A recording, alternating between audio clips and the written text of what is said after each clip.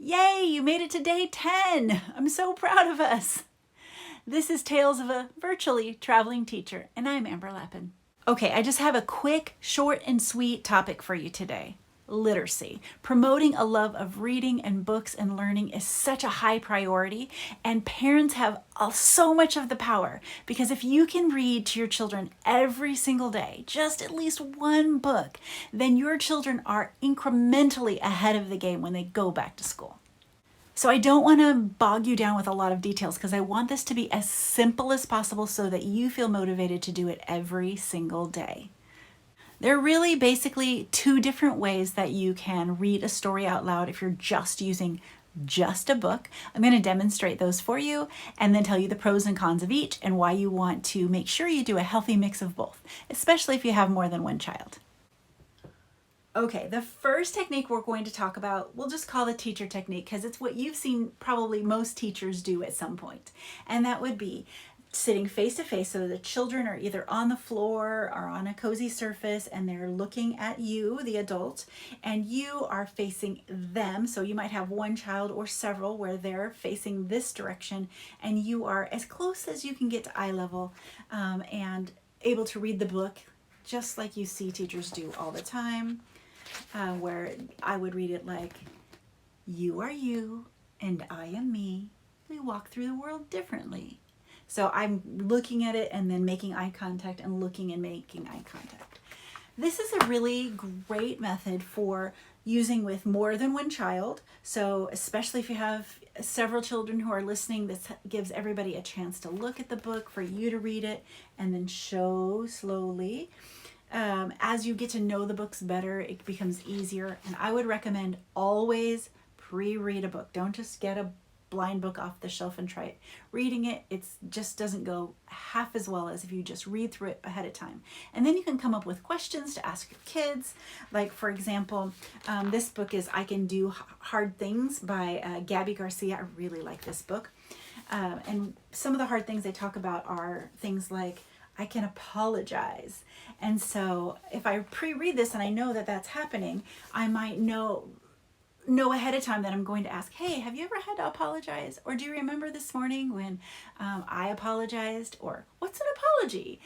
Those are good kinds of questions that I would ask. And this kind of format does really well for that, because you can have that face-to-face conversation. You can look at their facial expressions. They can see yours. You can talk about, I can forgive. Sometimes forgiving is hard. Why do we forgive? What does it mean to forgive? Those kinds of things. So they can see your expressions. You can connect eye to eye. This is a great method, works out nicely. But it's not the only method. And I want to show you one more way that you might consider reading books aloud. So just one second, let me change the camera around a little. Well, I wish that I could have a real live child here to read a book to, but since we're in isolation, you're just going to have to use your imagination. I already asked my cat and my dog, and they're not going for it, so we're just going to have to press on. One of the best places to read a book is on your lap, and there's a couple of reasons for that. First of all, if you're thinking about love languages, if you don't know about love languages, I'll put some links down and you can look at that. But the nice thing about reading a book is it satisfies the love languages of children in almost every possible way. So you're spending quality time, you have that physical touch, there are words of affirmation. If you have the child go and give a book to you and you're giving them this time, a lot of times that satisfies that gifts, and it's an act of service reading for them. So it just kind of satisfies children in so many different ways. And academically, this is huge for them to start really understanding how literacy works as a big pre-literacy activity. So child climbs on your lap and you read a book, and as you're reading, you're able to say things like, oh, look right here, I can feel all my feelings. Oh, how does he feel? What do you think? And then just kind of give a hug as you're talking about those feelings. So you have that positive experience of reading the words. You can use your finger to be, get over here. You can use your finger to be moving with the words in the print. And as you turn the pages, you're starting to get children ready for the idea that the directions that pages turn in books. You can even start having them turn the pages for you. As they get a little older, you can start having them point to the words as you read. I can say no. I can say no, even to my friends. This is a book some of us grown-ups can use from time to time. But as you're reading, like this one, I can listen to understand different points of view and talk about, well, I wonder, is there anybody who thinks things differently than you?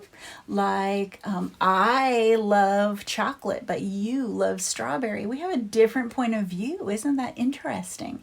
You can have those nice conversations where you're not looking at each other in each other's eyes, but at this point you're having this cozy connection and this deep conversation, and you're able to just go for it. If it's funny or silly or whatever's happening, you can laugh together. They can feel that warmth, and they have that positive association with reading a book, which is super important.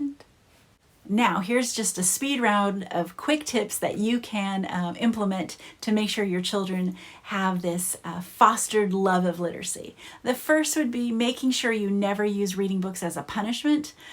If you don't behave, you're just going to have to sit and read books, or you're going to get to do nothing but read books, or you're going to have to turn off that video game and read a book.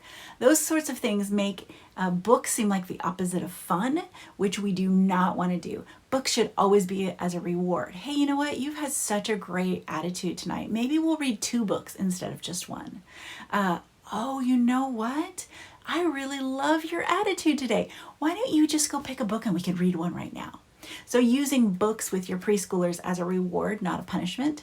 Next, try to get a different variety of books. So some children really like realistic drawing. Some really prefer more of a cartoony feel. Some like a lot of words. Some like a lot of pictures. Some like subject matter that connects with their favorite movies or songs or topics.